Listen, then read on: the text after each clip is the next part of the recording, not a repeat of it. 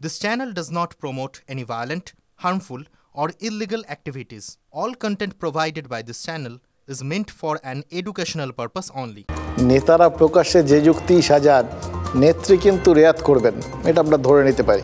মানে কঠিন ভোটে জিতে এইভাবে সদ্য একটু হয়তো শ্বাস ফেলার সময় পেয়েছেন, তার তখনই এরকম কসবার যদি গোলমাল হয়, এটা কিন্তু দলের ইমেজ একদম দফারফা করে দেয়। বর্তমান রাজনৈতিক পরিস্থিতিতে বাংলার শাসক দল কিন্তু ইমেজ নিয়ে খুব সতর্ক। একের পর এক এমন সব ঘটনা ঘটেছে, যাবতীয় কিছু ঝামেলা তো ওই ইমেজ নামক বস্তুটার, তার তো একদম সবাই মিলে যে যেরকমভাবে পেরেছেন কালি লেপেছেন। তাই ভোট পরবর্তী হিংসা যতটা সম্ভব নিয়ন্ত্রণ করার চেষ্টা হচ্ছে। এই যে উল্টোডাঙ্গার আবাসনে অটো তাণ্ডব চালানো হলো, সে ঢুকে পড়লো সব অটোগুলো লাইন দিয়ে, কি না ওখানে ভোট নাকি কম পাওয়া গেছে। এ ব্যাপারে কিন্তু রীতিমতো বিরক্তি প্রকাশ করেছেন তৃণমূল নেত্রী। তৃণমূলকে ভোট না দেওয়া এই আবাসনে অটো ঢুকিয়ে কেন দেওয়া হয়েছে, এরকম অভিযোগ কী করে উঠলো, এটা নিয়ে তখন তৃণমূল নেতারা প্রকাশ্যে বিষয়টা লঘু করার চেষ্টা করেছিলেন হয়তো, কিন্তু নবান্নে আজ কোর কমিটির বৈঠকে, ওই মানিকতলার কোর কমিটির বৈঠকে, সেখানে কিন্তু বিষয়টা তুলেছেন মুখ্যমন্ত্রী। এবং আমরা খবর পেয়েছি ওই এলাকার কাউন্সিলর শান্তিরঞ্জন কুণ্ডুকে রীতিমতো তিরস্কার করেছেন মুখ্যমন্ত্রী। কেন এই ঘটনা ঘটলো, কে সাহস দিয়েছে ওই অটোগুলোকে এই আবাসনে ঢোকার, এই সমস্ত জানতে চেয়েছেন তিনি। এবং বলেছেন যে আমাদের যারা ভোট দেবে না তাদের পাশে গিয়ে বোঝাতে হবে, কিন্তু এভাবে যদি তাণ্ডব চলে তাহলে সাধারণ মানুষ আর কখনো আমাদের পাশে থাকবে নাকি। এমনকি তিনি নির্দেশ দিয়েছেন যে ওই আবাসনের বাসিন্দাদের কাছে যেতে হবে, তাদের সাথে জনে জনে কথা বলতে হবে, প্রয়োজনে ক্ষমা চাইতে হবে। দেখুন, আরএসএসের সরসংঘ চালক মোহন ভাগবত কি একই রাস্তায় ভাবছেন, একই রকম আশঙ্কা করছেন? এই যে মোদি মন্ত্রিসভার প্রথম বৈঠকের দিনই নাগপুর থেকে সতর্কবার্তা এলো, এবং তাও গোপনে নয়, একদম প্রকাশ্যে। সেটার পেছনে কি এটাই কারণ? এই যে ভোট প্রচারে ভাষা প্রয়োগ থেকে মিথ্যের ব্যবহার, সব বিষয় নিয়ে এরকম বিভিন্ন বিষয় তুলে সমালোচনা করেছেন সংঘ প্রধান, সতর্ক করে দিয়েছেন। আর যেটা বলেছেন সেটা তো হুবহু মমতা বন্দ্যোপাধ্যায়ের মুখেও শোনা গেছে, বিরোধীদেরও সমান গুরুত্ব দিতে হবে। আচ্ছা, কলকাতা নাগপুরের দূরত্ব ঠিক কতটা বলুন তো? খুব কাছাকাছি কি? রাষ্ট্রীয় স্বয়ংসেবক সংঘ, সংক্ষেপে আরএসএস। বিজেপি যদি ঘোড়া হয় তাহলে আরএসএস তার লাগাম। 10 বছর লাগাম শিথিল ছিল, ঘোড়া দুর্বার গতিতে ছুটেছে। তৃতীয় দফায় এসে গতি কমেছে, এবার লাগামেও টান পড়ল। লাগাম টেনে ধরলেন सरसंघ चालक मोहन भागवत। स्पर्धा रहती है तो दूसरे को पीछे करने का, स्वयं को आगे बढ़ाने का काम होता ही है, होना ही चाहिए, परंतु उसमें भी एक मर्यादा है। असत्य का उपयोग नहीं करना। चुने क्यों जा रहे लोग संसद में जाएंगे, बैठकर अपने देश को चलाएंगे, सहमति बनाकर चलाएंगे। प्रधानमंत्री नरेंद्र मोदी प्रचारे बोलेছেন সম্পত্তি ছিনিয়ে নিয়ে বিলিয়ে দেবে কংগ্রেস, মঙ্গলসূত্রের সোনাও রক্ষা পাবে না। মোদি বিরোধীরা প্রচার করেছেন ক্ষমতায় এসে সংবিধান বদলে ফেলবে বিজেপি, সংরক্ষণ তুলে দেওয়া হবে। মোহন ভাগবত বলেননি কোন প্রচারকে তিনি অসত্য বললেন, তবে সরসংঘ চালক তো আর কংগ্রেসকে উপদেশ দেবেন না, নিশ্চিতভাবেই তিনি बीजेपीকেই বুঝিয়েছেন। जिस प्रकार ये बातें हुई, जिस प्रकार एक दूसरे को लताड़ना हुआ, जिस प्रकार प्रचार के दौरान हमारे करने से समाज में मनमुटाव बढ़ेगा, दो गठ बटेंगे, आपस में शंका संशय उत्पन्न होगा, इसका भी ख्याल नहीं रखा गया और विनाकारण संघ जैसे संगठनों को भी उसमें खींचा गया। टेक्नोलॉजी का सहारा करके असत्य बातें परोसी गई। ভোট চলাকালীন দুই তরফে তথ্য প্রযুক্তি সেল পরস্পরের প্রতি বিষোদ্গার করেছে। সরসংঘ চালক একে প্রযুক্তি ও বিজ্ঞানের অপব্যবহার হিসেবে দেখেছেন। दो पक्ष है, विरोधी पक्ष कहते हैं, मैं प्रतिपक्ष कहता हूं। वो विरोधी नहीं है, उसको विरोधी मानना भी नहीं चाहिए। वो प्रतिपक्ष है, वो एक पहलू उजागर कर रहा है, उसका भी विचार होना चाहिए। ऐसा जब चलना है तो चुनाव लड़ने में भी एक मर्यादा होती है, उस मर्यादा का पालन नहीं हुआ। বিরোধী নয় প্রতিপক্ষ, বিজেপিকে রাজনীতির নতুন পাঠ শেখালেন মোহন ভাগবত। সবে মন্ত্রিসভার সদস্যরা শপথ নিয়েছেন। সাংসদদের আগামী 5 বছরের গাইডলাইন কি নাগপুরে বসেই স্থির করে দিলেন সরসংঘ চালক। वही सरकार फिर से आ गई, एनडीए। अब ये ठीक है, पिछले 10 वर्षों में बहुत कुछ अच्छा हुआ। जो चुनाव के आवेश में अतिरेक हो गया उससे मुक्त होकर हमको आने वाली बातों का विचार करना है, समस्याओं से राहत लेनी है। আমি দুটো কথা শুধু ভাবছিলাম ওনার কথাগুলো শুনতে শুনতে। বিরোধী নয় প্রতিপক্ষ। দেখুন, বিরোধী বিষয়টার মধ্যে কিরকম একটা নেতিবাচক বিষয় লুকিয়ে থাকে এবং তার মধ্যে কোথাও গিয়ে তার গুরুত্ব নেই, তিনি যা বলবো আমি ভালো করলেও আমার বিরোধ করবে, এরকম একটা ব্যাপার থাকে। কিন্তু প্রতিপক্ষ তখন মনে হবে একই লক্ষ্যে দুটো দল লড়াই করছে, সেটার মধ্যে কিন্তু নেতিবাচক জিনিসটা থাকে না, ইতিবাচক জিনিসের জন্যই দুটো দল লড়াই করছে, এরকম একটা বিষয় থাকে। সেই জন্যেই হয়তো এই কোথাও গিয়ে বিরোধী কথাটার বদলে প্রতিপক্ষ কথাটা ব্যবহার করতে উপদেশ দিলেন বা সাজেস্ট করলেন সরসাঙ্গ চালক এই মোহন ভাগবত। এবং আরেকটা জিনিস, ওই লাস্ট কথাটা, অনেক কিছু ভালো হয়েছে গত 10 বছরে, কিন্তু ওই ভোটের আবেগের আতিশয্যে কিছু হয়তো বাড়াবাড়ি হয়ে গেছে, সেগুলো ভুলে এগোতে হবে। কিছু বাড়াবাড়িটাই কিন্তু সবসময় ওই ফারাকটা গড়ে দেয় এবং ভবিষ্যতের রাস্তাটা পেছল করে দেয়। কিন্তু মোদ্দা বিষয় হচ্ছে ভোট প্রচারে যা হয়েছে তার মধ্যে যেগুলো যেগুলো তার নাপসন্দ সেটা ভাগবত অনেকভাবে বুঝিয়ে দিতে পারলেও একদম সরাসরিভাবে তিনি বুঝিয়ে দিয়েছেন।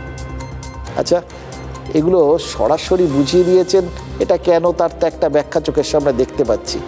তার মনে হচ্ছে এগুলো ভায়া মিডিয়া গিয়ে সময় নষ্ট করার দরকার নেই, সরাসরি বললে অনেক তাড়াতাড়ি একদম ডাইরেক্ট। কিছু কিছু জিনিস দেখবেন ওই মুখে ওষুধ দেওয়া হয় না, একদম ইন্ট্রাভেনাস শিরার মধ্যে সরাসরি দিয়ে দেওয়া হয়, অনেক তাড়াতাড়ি কাজ করবে বলে। হতে পারে সেই চিন্তা ভাবনার থেকে তিনি এই কাজটা করেছেন। আরও একটা জিনিস হতে পারে, প্রধানমন্ত্রীর সঙ্গে তার যোগাযোগের তো অনেকগুলো নর্মালি উপায় থাকার কথা, সেগুলো কি বন্ধ হয়ে গেছে? যুক্তরাষ্ট্রীয় পরিকাঠামোকে ধ্বংস করে দিয়ে গণতন্ত্রকে হত্যা করে যেভাবে বিরোধীদের কণ্ঠরোধ করে একটা একনায়কতন্ত্র চালিয়েছে, তার প্রতিফলন দেশের মানুষ ইলেকট্রনিক ভোট বাক্সের মধ্যে দিয়ে দিয়েছে। এবং আরএসএস বলুন বা নরেন্দ্র মোদী বিজেপি বলুন, তারা বুঝতে পেরেছে যে যদি নির্বাচন কমিশন তাদের হয়ে কাজ না করতো তাহলে তারা যে এই যে নরবরে একটা এনডিএ সরকার তৈরি করেছে সেটাও তারা তৈরি করতে পারতো না।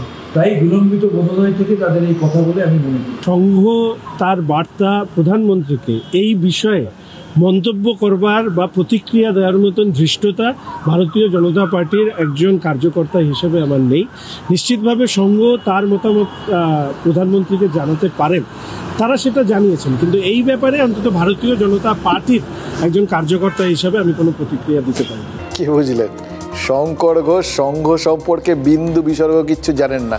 তিনি ছিলেন বাম, হয়ে গেছেন রাম। এবার বিজেপির বিধায়ক হওয়ার সুবাদে তিনি হয়তো সংঘের কয়েকজন নেতাকে চিনে থাকতে পারেন, কিন্তু সংঘ কীভাবে কাজ করে, কীভাবে বার্তা দেয় বা ভেতরে ভেতরে কীভাবে ছড়ায় সেই অভিজ্ঞতা তার নেই। তাই বুদ্ধিমান রাজনীতিকদের যা করা উচিত তাই করেছেন, এই বিষয়ে কোনো মুখ খোলার ঝুঁকিই নেননি। কিন্তু যদি দিলীপ ঘোষকে প্রশ্ন করা হতো, দেখতেন গড় গড় করে মনের কথা বলে দিতেন। দিলীপ ঘোষ রাজনীতিতে আসার আগে আরএসএসের প্রচারক ছিলেন। কেন্দ্রীয় প্রতিমন্ত্রীর দায়িত্ব নেওয়ার আগে দিলীপ ঘোষকে প্রণাম করতে গেছিলেন রাজ্য বিজেপি সভাপতি সুকান্ত মজুমদার। সুকান্তও কিন্তু সংঘ শিক্ষিত, কিন্তু শঙ্কর ঘোষ সেটা নন। শুভেন্দু অধিকারীও সংঘ দীক্ষিত বা সংঘ শিক্ষিত নন। দলকে বড় করতে অন্য দলের নেতাদের তো টেনেছে বিজেপি, অনেককেই টেনেছে। এবার তাদের ভালোটা এসছে, কিন্তু তার সাথে আরও কিছু কিছু জিনিস, ভালো শুধু আসবে খারাপ আসবে না বা অন্য মুখী স্রোত আসবে না, সেটা হয় নাকি? তাই কি মর্যাদার বাঁধনটা আলগা হয়ে যাচ্ছে? দেখুন, সংঘের শিক্ষার সাথে খাপ খায় না এমন আচরণ ভোট প্রচারে হচ্ছে বলেই হয়তো সংঘ প্রধানকে এরকম কথাগুলো বলতে হলো। কিন্তু প্রশ্নটা হচ্ছে, এটা যদি তিনি বুঝেছিলেন তাহলে ভোট চলাকালীন বা ভোটের প্রচার চলাকালীন সংঘ প্রধান এরকম প্রচার বন্ধ করলেন না কেন? ভোট হয়ে গেল, সরকারের শপথ হয়ে গেল, মন্ত্রক বন্টন হয়ে গেল, তারপর কেন মোহন ভাগবত এখন বাঁশি বাজিয়ে বলছেন ফাউল হয়েছে? তিনি কি সংসদের অধিবেশন শুরুর আগে একটা গাইডলাইন বেঁধে দিচ্ছেন কি করা যাবে আর কি করা যাবে না? নাকি শুভেন্দু শঙ্করের মতো অন্য দল থেকে লোকজনকে নিয়ে আসা, যাদের নিয়ে আসা হয়েছে তাদের উদ্দেশ্য এবং যেভাবে নিয়ে আসা হয়েছে সেই সম্পর্কেও কোনো বার্তা দিলেন? এগুলো সংঘের শিক্ষার পরিপন্থী, এগুলো জেনে রাখা দরকার, এরকম কি বোঝানো চেষ্টা করলেন তিনি? দেখুন, মোহন ভাগবত কি বলেছেন, কেন বলেছেন, সেটা তিনিই সব থেকে ভালো জানেন।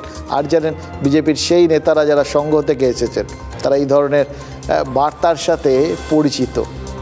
আরও একজন পরিচিত, কে জানেন? মমতা বন্দ্যোপাধ্যায়। খেয়াল করে দেখুন ভোটের রেজাল্টের দিন কি হলো। মমতা বন্দ্যোপাধ্যায় কি বললেন? মোদি ম্যাজিক ফুরিয়ে গেছে, মোদির প্রধানমন্ত্রী হওয়া উচিত নয়, মোদিকে প্রধানমন্ত্রী করবেন না, করবেন না। খেয়াল করে দেখুন কাকে বললেন, সরাসরি কাকে বার্তাটা দিলেন? তিনি কি সংঘকেই বার্তাটা দিয়েছিলেন? आपका वोट का स्विंग नहीं हुआ, आपका मैजिक गया, आपका मैजिक गया, you have lost yourself, your credibility. That's why we want you must resign, not to be as a constitutional provision to be the next prime minister. आपका सिंगल लार्जेस्ट पार्टी को नहीं मिला है majority, आपने जो देश के लिए खतरनाक काम किया है, you must resign first and give opportunity to others. Even I will request the RSS people also, though it is not my subject. There are some good people also. Even BJP also, there are some good people also who work with Atal Bihari Vajpayee.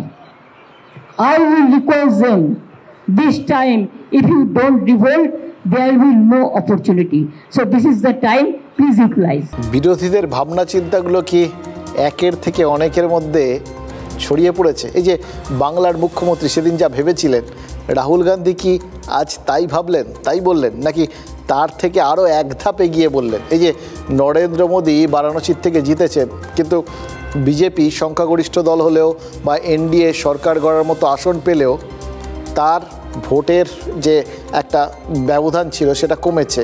সেটাকে মমতা বন্দ্যোপাধ্যায় বলেছিলেন নরেন্দ্র মোদীর নৈতিক পরাজয় হয়েছে, তাই তার প্রধানমন্ত্রীর চেয়ারটা ছেড়ে দেওয়া উচিত। আর রাহুল গান্ধী আজ বলেছেন বারাণসীর থেকে যদি প্রিয়াঙ্কা গান্ধী দাঁড়াতেন তাহলে নাকি নরেন্দ্র মোদী তৃতীয়বারের জন্য প্রধানমন্ত্রীর চেয়ারটা ছুঁতেই পারতেন না। নরেন্দ্র মোদী নাকি বারাণসীতে হারতেন, কত ভোটে হারতেন সেটাও রাহুল বলে দিয়েছেন। রাহুলের হিসেব হচ্ছে প্রিয়াঙ্কা বারাণসীর থেকে প্রতিদ্বন্দ্বিতা করলে নরেন্দ্র মোদীর থেকে নাকি 2 থেকে 3 লক্ষ ভোটে জিতে যেতেন। এবার প্রশ্ন হচ্ছে রাহুল যখন জানতেনই যে প্রিয়াঙ্কা দাঁড়ালেই নরেন্দ্র মোদী হারবেন, তখন কেন প্রিয়াঙ্কা গান্ধীকে বারাণসীর থেকে কংগ্রেস টিকিট দিল না? নাকি দলকে কোথাও গিয়ে সেটা বিশ্বাস করানোর মতো আত্মবিশ্বাস রাহুলেরই ছিল না? নাকি প্রধানমন্ত্রী বারাণসীর থেকে 1.5 লক্ষ ভোটে জিতেছেন দেখে রাহুলের এখন মনে হচ্ছে যে হারের ব্যবধানটা প্রিয়াঙ্কা দাঁড়ালে ঘুচে যেত? সব দেখে শুনে না ওই রাজনৈতিক নেতাদের এই স্টাইলটা আমার ভারী পছন্দ হচ্ছে, জানেন তো? তারা চোখ বন্ধ করে যে কোনো একটা দিকে ইঁট ছুঁড়বেন, তারপর যেখানে লেগে যাবে বলবেন ওইটাই টার্গেট ছিল। এটা আপনি আমি পারবো না, পারলে একমাত্র রাজনৈতিক নেতারাই পারবেন।